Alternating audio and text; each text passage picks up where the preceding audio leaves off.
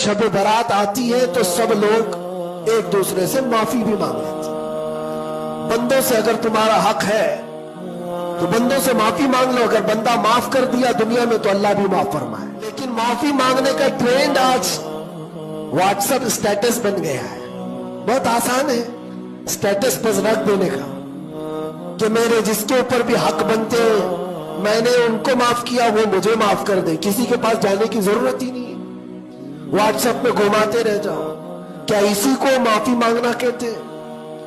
माफी मांगने में आदमी को जो अना है, जो तकब्बुर है, जो शैतान उसे घमंड दिलाता है, इसी तोड़ने के लिए तो अल्लाह ने माफी मांगने का हुक्म दिया कि जाओ तुम अपने उस बंदे से माफी तलब करो जिसके पास जाने में तुम्हें शर्म आ रही है। अपने नफ्स को तोड़ो, अपने अना को खत्म करो, अपने तकब्बुर को मारो। तुम्हारी बहन का कोई हक बाकी